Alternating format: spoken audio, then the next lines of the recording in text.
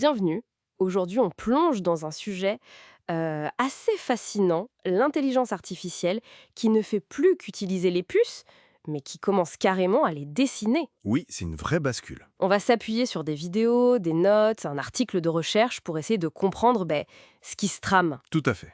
Et pour accrocher tout de suite, il y a cet exemple récent, là en 2024, une puce conçue par une IA à Princeton, paraît-il hyper performante. Ah oui, j'ai vu passer ça. Mais le truc, c'est que sa conception est tellement bizarre que personne ne pige comment elle marche. Alors, la question, c'est est-ce qu'on entre dans une nouvelle ère pour le matériel info? C'est exactement la question. Et c'est important parce que concevoir une puce, historiquement, c'est un vrai casse-tête. Ah oui, Faut imaginer, on doit placer des milliards de mini-blocs, les macros, sur une plaque de silicium minuscule. d'accord. Et il faut tout optimiser.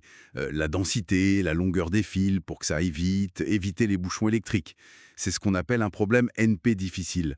Mathématiquement, c'est très complexe. Et pour un humain, ça prend combien de temps en gros?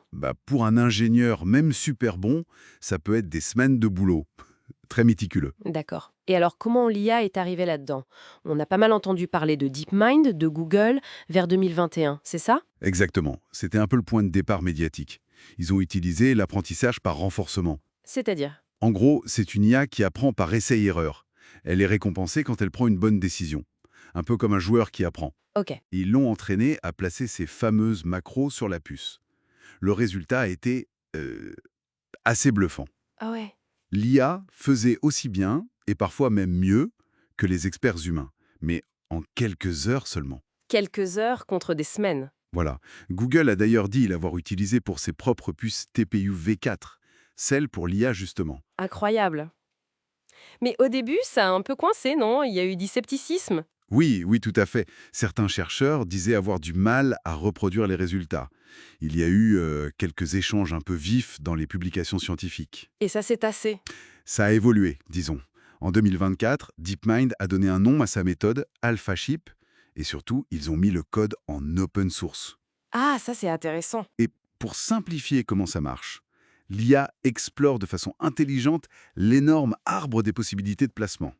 On parle de 10 puissance, des centaines de milliers de combinaisons. C'est gigantesque. Waouh. Elle apprend à couper les branches, à élaguer les pistes qui ne mènent nulle part, un peu comme AlphaGo pour le jeu de Go. Et l'industrie, elle suit. Est-ce qu'on a des preuves que ça marche en dehors des labos? Absolument. Prends Samsung par exemple.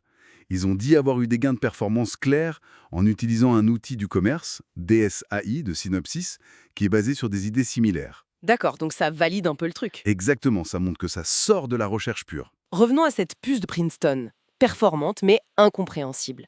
Si on n'en comprend pas, pourquoi on ne peut pas juste l'utiliser en fait? Même, le problème, c'est la confiance, la vérification. Sans piger la logique derrière, impossible de garantir qu'elle fonctionnera toujours bien, qu'il n'y a pas une faille cachée, un comportement bizarre dans un coin. Ah, d'accord. Du coup, pour l'instant, industriellement, elle sert à rien. Elle est Ah, je inexploitable. vois. Et ça touche à un point clé de l'IA en général. La fiabilité face à l'imprévu. Comment gérer les situations hors distribution, celles que l'IA n'a jamais vues pendant l'entraînement. Un peu comme pour les voitures autonomes? Exactement le même défi. La qualité des données d'entraînement et surtout bien comprendre ces données, ça devient crucial. C'est d'ailleurs un point que Sachi Jain soulignait bien récemment. Mais est-ce que ces designs un peu bizarres, on pourrait pas les voir autrement? Peut-être comme une source d'inspiration? L'IA qui nous apprendrait de nouvelles façons de faire. C'est une super hypothèse, oui. On a vu ça aux échecs avec AlphaZero. Ah oui, L'IA a sorti des stratégies comme pousser les pions sur les côtés très tôt, que les humains trouvaient bizarres.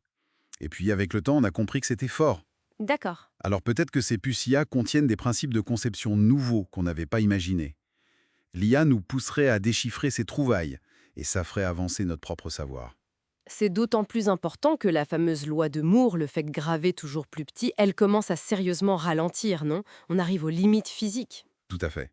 Les effets quantiques commencent à poser problème. On ne peut plus juste compter sur la miniaturisation à l'infini. Alors l'IA serait une autre voie. Exactement. Optimiser l'architecture, comment les blocs sont organisés. C'est parfois appelé la loi de Sixmoor. Regarde Nvidia.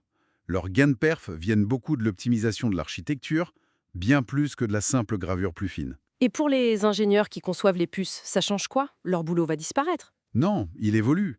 Moins de placements manuels, sûrement, mais plus de travail en amont. Définir les objectifs, Les contraintes pour l'IA, un rôle plus architecte, quoi. D'accord. Et l'open source comme AlphaChip, ça pourrait démocratiser tout ça? C'est le potentiel, oui, avec aussi d'autres projets comme OpenRoad. Ça pourrait permettre à des boîtes plus petites de créer leurs propres puces spécialisées pour l'audio, la sécurité, sur mesure, sans avoir les moyens des géants. Donc si on récapitule, l'IA change vraiment la donne dans la conception des puces. Ça va plus vite, ça crée des trucs nouveaux, parfois même trop nouveaux. Oui, un peu trop parfois. Ça change le métier d'ingénieur et ça ouvre des portes pour continuer à gagner en performance malgré les limites physiques. C'est ça. On voit une vraie transformation de l'EDA, l'automatisation de la conception électronique. On passe à une approche IA native, où l'IA est là dès le début. Et ça nous laisse avec une question un peu vertigineuse, non? Si l'IA conçoit du matériel dont on ne comprend pas toute la logique, jusqu'où on peut lui faire confiance? Et qu'est-ce que ces designs pourraient débloquer comme capacité si on arrivait un jour à les maîtriser? C'est toute la question. De quoi réfléchir pour la suite, effectivement.